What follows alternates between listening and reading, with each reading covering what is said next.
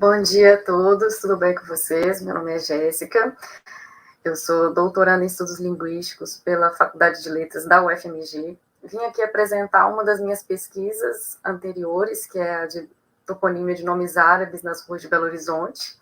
Espero que vocês gostem, né? É uma temática muito legal, foi muito interessante. E bora, eu vou compartilhar a tela aqui.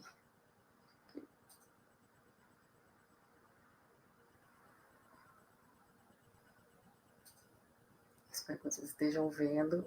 Agora é um momento de... Tá todo mundo vendo direitinho? Tudo certo? Bora lá.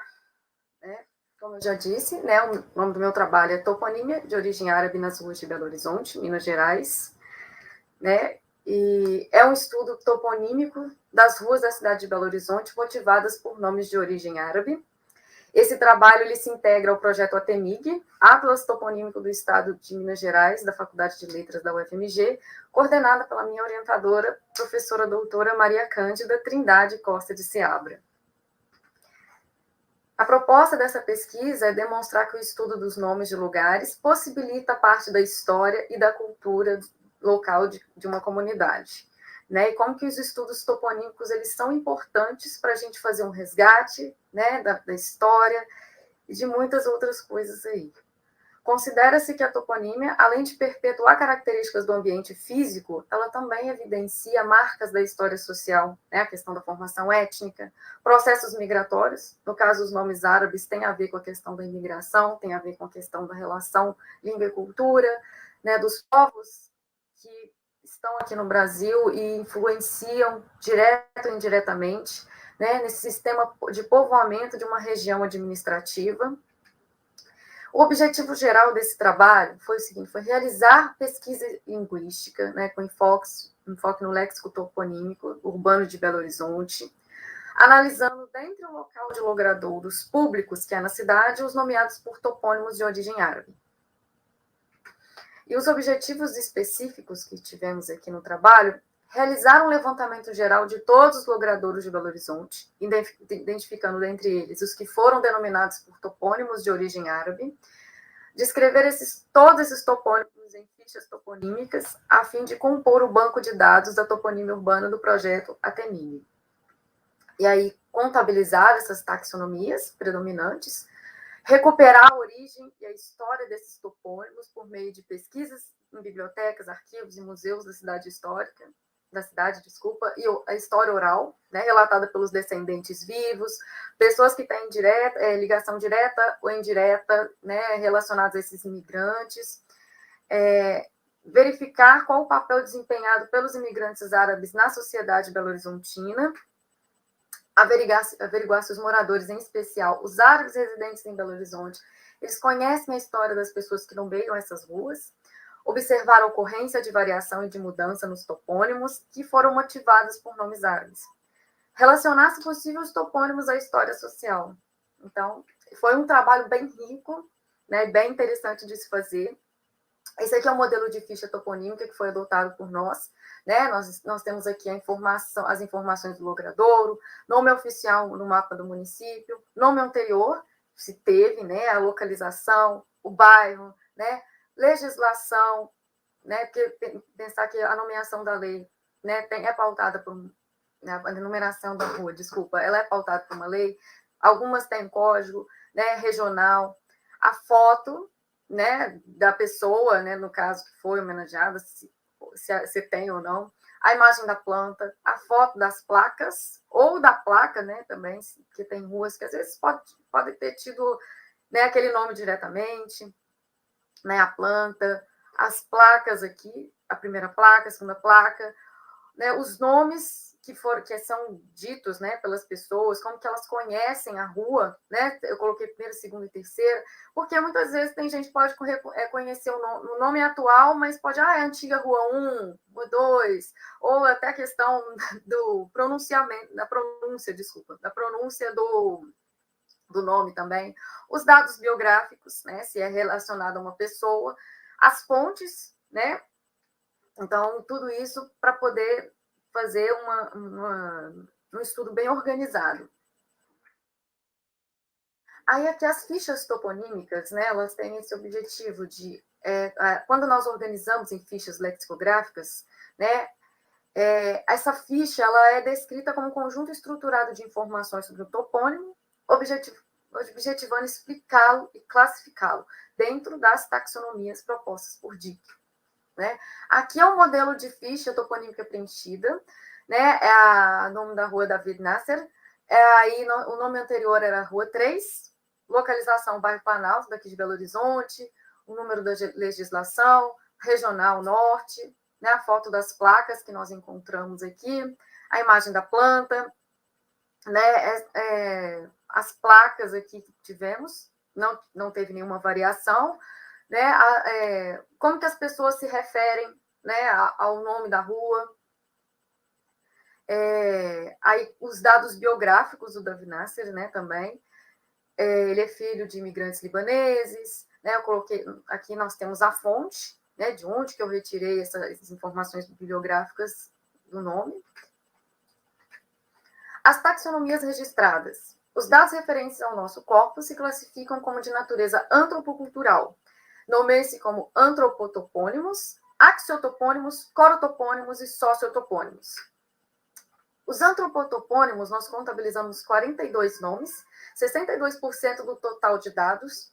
Desses 42 nomes, 31, 74% são nomes de homens dentre eles. Nadir Djerra, né? 11, 26% são nomes de mulheres, em que temos como exemplo o nome de Alzira Farah, que nomeia uma rua da capital. Os corotopônimos, né, eles representam 25% dos dados, ou 17 nomes, como Bagdá, Damasco, né?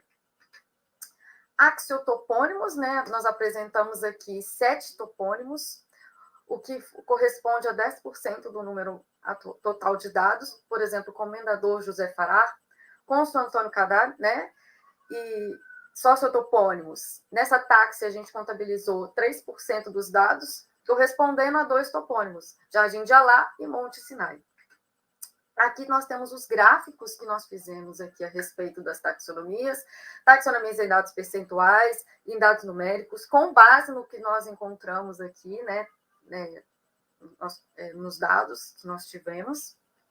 Nós temos também os gráficos dos antropotopônimos femininos e masculinos, né? A gente percebe, né, como sempre, a predominância de nomes masculinos aí, e foram nomes que realmente influenciaram muito na construção da capital mineira, né? E aí vai. Gráfico dos acidentes geográficos, nós temos aqui, né? Se são avenidas, praças, parques, ruas. Em sua maioria, como vocês podem ver, nós tivemos as ruas, parques nós tivemos 2, praças nós tivemos 8, né? Avenidas nós tivemos 4. Então, em dados percentuais, 79% de ruas, 6% de avenidas, 3% de parques e 12% de praças. E aí os gráficos que correspondem às profissões e ocupações dos homenageados. Nós tivemos jornalista, tabelião, a maioria deles, né, comerciante, né, não tem como, né, quando fala dos árabes, não tem como não relacionar o comércio. Tem vereador, professor, né, proprietários de imóveis também, escrivão, deputado, cônsul, né, nós tivemos aí uma diversidade muito grande. E alguns são sem profissão mesmo. Eram homenagens feitas por causa da família, entre outras coisas. E aí, sobre o conhecimento dos moradores sobre os homenageados. No que se refere aos axiotopônimos e aos antropotopônimos, realizamos 176 entrevistas orais com o objetivo de saber se os moradores das ruas nomeadas pelas personalidades homenageadas sabiam ou não se tratar de pessoas de origem árabe. 35% não sabiam de quem se trata. Não é como sempre, né, gente? Quando a gente fala de nome de rua, a gente só sabe que a rua está ali, o nome é aquele, é a referência, mas a gente nem sempre sabe quem foi aquela pessoa.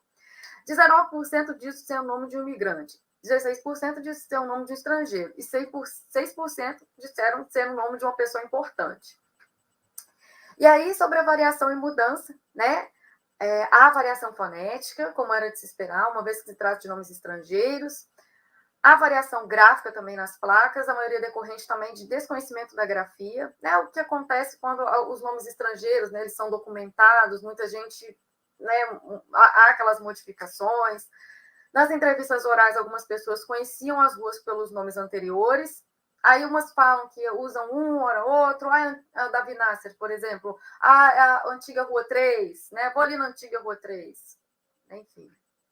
E a conclusão que os antropotopônimos, eles constituem a taxonomia predominante, né? Os corotopônimos, uma das taxas preferidas, e juntamente com os antropotopônimos, os axotopônimos, eles corroboram a importância dos nomes das pessoas nos logradouros urbanos. E aí o comércio dos imigrantes árabes da capital é dominado pelos homens, pelo que a gente viu, né? E é de se esperar também, tendo a profissão de comerciante como a predominante, e a maioria dos antropotopônimos de gênero masculino. Os logradouros se constituem de ruas, praças, avenidas e parques, né, como mostrei para vocês no gráfico. Os habitantes de Belo Horizonte apresentam pouco ou nenhum conhecimento sobre as pessoas homenageadas, o que nos leva a pensar na importância do trabalho toponímico para o resgate da memória cultural. Bom, e é isso, pessoal.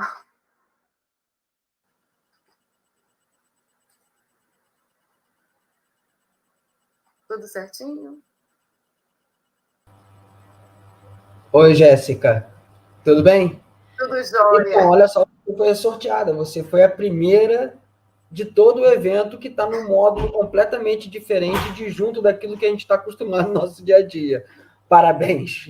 Você venceu, você rompeu a barreira do imediatismo desse tipo de transmissão dentro do CIPAT. Tá? Parabéns, antes de mais nada. Deu tudo certinho. O seu trabalho é muito interessante. Eu tenho aqui, você terminou antes do tempo, então a gente tem aqui, a gente pode estender mais um pouquinho as perguntas. Eu tenho 2 perguntas aqui para te fazer, e eu já tinha lido seu trabalho anteriormente, eu fui um dos avaliadores, e desculpem para quem está entrando aqui agora na sala, a Jéssica, que é para apresentar o trabalho dela, e eu sou o Manuel Fernandes, eu sou professor do Departamento de Geografia do UFRJ, trabalho com o professor Menezes no Laboratório de Cartografia, e faço parte da comissão organizadora aqui do CIPAT. Tá vendo, Jéssica? Eu nem me apresentei antes, né? Fui falando. É tudo muito novo ainda para a gente. Bom, eu já tinha lido seu trabalho anteriormente, ele vai estar disponível nos anais do evento também, e ele tem uma excelência muito grande. Parabéns pela sua apresentação, também foi bem sucinta e bem clarificadora de algumas coisas que eu tinha ficado em dúvida quando li seu trabalho. Bom, eu tenho 2 perguntinhas para te fazer, uma a uma, né? Quando eu vi a sua ficha, até anotei aqui, a ficha toponímica, né? Eu me reportei para os meus estudos geográficos, eu sou geógrafo, né?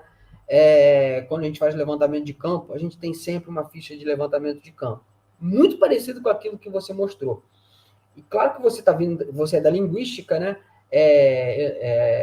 Mas de repente não teve acesso a isso, mas de repente, eu acho que numa próxima ficha é um outro trabalho, sei lá, quando as coisas começarem, você começar a vislumbrar outros caminhos, eu não sei se você tem como fazer isso presencialmente, mas também você pode fazer isso através até do próprio Google Maps, que é ou capturar o link do endereço que você... Eu vi que na sua ficha, né, tinha lá a imagem, né, por exemplo, do logradouro. Copiar o link e colocar na própria ficha, né, para quando você entrar lá, clicar no link, ele já aparecer e não dá erro, porque existe uma enorme combinação de possibilidades de nomes parecidos. Então, a chance de você ter lá uma confusão por ter uma listagem com diferentes nomes é grande. Então, ou colocar o link que você estabeleceu, esse link aqui, de fato, é o link que me leva ao logradouro em questão, ou então colocar as coordenadas. Eu não sei se você fez algo parecido, assim, não ficou claro para mim na hora da apresentação se você fez isso, mas se não fez, é uma sugestão. Ah, sim. É porque, na época, a gente colocou, eu tinha colocado nas referências, né? Porque eu tenho até um CD com as informações a mais que nós tivemos. Porque como se trata de um trabalho que teve uma limitação de páginas, né? Aí a gente vai fazendo os CDs anexos aí, claro. para complementar aí o trabalho, mas realmente assim a questão da ficha foi muito importante, a gente utiliza bastante nos estudos toponímicos, é uma ficha que a gente tem como base para poder organizar os nossos estudos, né? Porque eles são, assim, quando se trata de nomes de ruas, né? A gente precisa ter essa questão da localização mesmo, né? Como você disse, a questão dos links, eles são importantes até para a pessoa ter essa noção espacial, né? De onde que é o logradouro de fato, né? Bem legal isso. Assim, aí desculpa, tá? Mas a minha necessidade de espacialização dos eventos. Claro. Porque, de repente, com essa espacialização, você consegue até separar onde está a maior concentração de antropotopônimos, onde está a maior concentração de outros tipos de taxonomias, né? Em relação aos topônimos. Só uma sugestão, mas esse é o meu viés geográfico. Claro que para o que você fez, cumpriu perfeitamente aquilo que era a ideia do trabalho, que foi proposto aqui como as questões e hipóteses, né, do seu trabalho como todo, aliás, como seus objetivos. Deixa eu te fazer uma outra pergunta que a gente ainda tem tempo.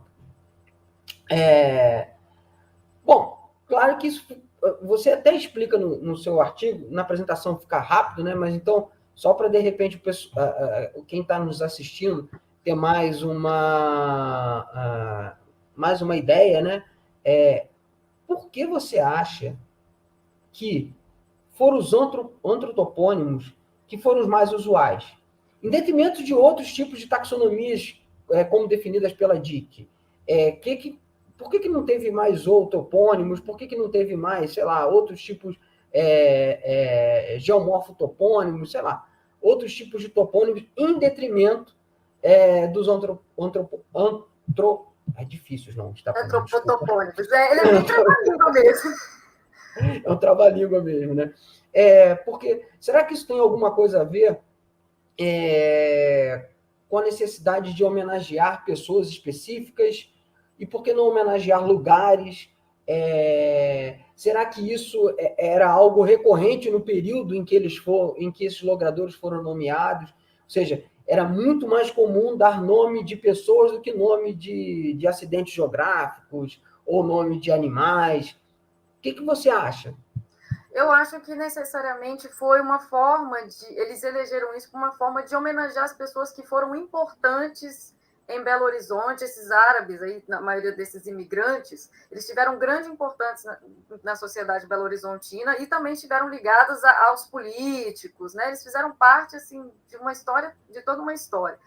E aí, é engraçado que, assim, alguns bairros de Belo Horizonte, às vezes você encontra mais nomes, são nomes diferentes, depende da pesquisa, da busca. No caso dos árabes, eu encontrei a maioria de pessoas mesmo, né, na legislação. E algumas eram homenagens de pessoas que conheciam as outras, né, que, ele conhecia um político, por que não homenageia essa pessoa aqui, né? E outras tiveram relação com outras famílias. Por exemplo, teve uma que chama Alessandra Cadar, ela não tinha ligação nenhuma com o político, né? Na verdade não é nem isso, né? Ela era filha ou neta do cônsul da Síria daqui de Belo Horizonte. E aí, no fim, foi só uma homenagem que prestaram porque ela faleceu muito jovem e a família era muito conhecida, é conhecida até hoje aqui em Belo Horizonte, na verdade, né? O Cadar. Então, aí foi através de sugestões de homenagens feitas pelas famílias mais influentes também, e a ligação com esses imigrantes, né? Então, eu acredito que essa necessidade de homenagear pessoas, né? Acho que quando você coloca o nome de uma pessoa num lugar, você meio que eterniza, né? Você eleva a sua importância socialmente. E quando eu falo porque, assim, eu tive que fazer entrevista com as pessoas, né? Eu entrevistei principalmente as pessoas. Eu tenho, né, descendência, e também, de certa forma, assim, eu fui lá no consulado conversar com eles, eles mostraram assim, né? Ah, não, essas pessoas eu conheci, né? A comunidade árabe é muito unida, e algumas pessoas eles conheciam, porque eles foram importantes, eles ajudaram nisso. Ou às vezes ele era mulher do cara que foi homenageado. Então, uma coisa ligava a outra. Eu não sei se eu consegui Claro, claro. responder a sua questão, mas é porque Claro. uma coisa que eu achei muito interessante é que quando eu fui fazer as entrevistas, né, você pergunta para as pessoas assim, qual que é o nome, como que você chama essa rua, qual que é o nome dessa rua? Algumas pessoas tinham vergonha de responder, porque às vezes o nome era um pouco difícil. Por exemplo, o nome Najib Girard, né? Aí algumas pessoas falam assim, você tá ali na placa. Eu falei assim, não, mas você pode me falar como é que pronuncia? Você pode me falar como é que é? Não sei, né? Aí você vai perguntando, e é interessante, eu falo porque depois que eu estudei, né, sobre toponímia, a gente abre um pouco a cabeça para a gente entender como que é importante o processo de nomeação e como que os nomes estabelecem uma relação muito grande com o lugar que a gente vive, a questão histórica, a questão cultural, né? No meu trabalho, né, aqui não deu para mostrar muito, né, mas eu abordei questões sobre cultura, sobre migração árabe, né? Inclusive, eu tive acesso aos arquivos do Clube Sírio-Libanês, não, Clube Esporte Sírio, né? Sírio-Libanês são separados aqui. Então, nesse caso, né, eles têm um memorial ali muito bonito, mostrando quem que fez parte de Belo Horizonte, pessoas que são importantes, pessoas que foram mencionadas nas fichas, inclusive. Né? Aí eu achei legal quando eu fui entrevistar o pessoal do consulado da Síria aqui em Belo Horizonte, eu olhava, eles batiam o olho, isso é libanês, não, isso é sírio, isso é libanês, isso é sírio. É legal o conhecimento que eles têm, né? Que eles sabem identificar o que é um, o que é outro, né? E eu acho que é interessante demais, né? Quando a gente lida com esse tipo de conhecimento, quando a pesquisa ela tem uma aplicação social, cultural, e ela pode de alguma forma devolver alguma coisa para a sociedade, falar assim, que legal, né? Porque eu falo que eu estou lidando também com dados biográficos, né? Eu fiz um dicionário biográfico, eu trabalhei com outras coisas. Você vê a importância de você ter informações, a importância de você resgatar memórias, Claro. né? E eu amei fazer esse trabalho, foi muito legal, assim, você sentar com o pessoal e eles falarem assim, nossa, eu achei tão bonitinho. Ele até faleceu, infelizmente, o senhor libanês, né? Ele veio para cá, eles vieram para cá fugindo da guerra, né? Aí ele falou assim, ele foi explicando como é que era a questão, os nomes, ele foi explicando algumas coisas. Ele era ex-seminarista lá no Líbano também. Eu falei, gente, que interessante, né? Eles têm muita história para contar, né? E falta essa conexão mesmo, às vezes, da gente com os nomes, com a história da cidade, que a gente nem imagina, né? Tem a questão da, tem a questão da memória e também da apropriação cultural do nome, né? Por exemplo, você comentou aí que algumas pessoas não conseguiam reproduzir o nome, né? E isso vai criando uma apropriação pela comunidade daquele nome. Se a comunidade como um todo, ela tem um conhecimento sobre a herança daquele nome e tudo mais, ele vai se perpetuando mais com o tempo. Mas, a partir de um determinado momento, a própria comunidade, com diferentes atores, vai fazendo com que ela se modifique ao longo do tempo, ou seja, que ela não se cristalize na paisagem. Tem casos clássicos, por exemplo, tem uma rua perto da minha casa que se chama as pessoas chamam Rua Doutor Tosetti, mas o nome é um nome francês, de um personagem francês, e que a pronúncia não é Tosetti, é Tuzé, e por aí vai. No Rio de Janeiro tem o famoso clássico, o caso clássico, que é o viaduto Engenheiro Oscar Brito, que muita gente não conhece como viaduto Engenheiro Oscar Brito, e sim como viaduto dos Cabritos. Ou seja, as corruptelas foram acontecendo, o nome vai se modificando, e isso é que é a grande riqueza da língua, né, como um todo, né? É a possibilidade que ela te dá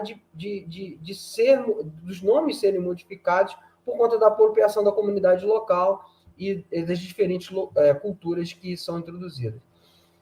Jéssica, muito obrigado pela sua apresentação. Parabéns por debutar no nosso simpósio, simpósio de todos, que é o Simpósio Internacional Pan-Americano de Toponímia. Muito obrigado mesmo. Eu vou passar agora para a próxima apresentação, tá bem? Okay. Valeu, continue aí assistindo a gente, tá bom? Eu que agradeço, gente. Muito obrigada por assistir a apresentação. Obrigada aí pelos comentários. Obrigada pelas perguntas. É muito legal quando a gente tem esse momento de diálogo, porque tem hora que só apresentar, a gente fica assim, ai, que solidão. E ambiente online, né? A gente tem que se adaptar também. Está sendo um desafio para todo mundo, né? Vai dar certo, vai dar certo. Muito obrigada, pessoal. Parabéns, Jéssica, novamente.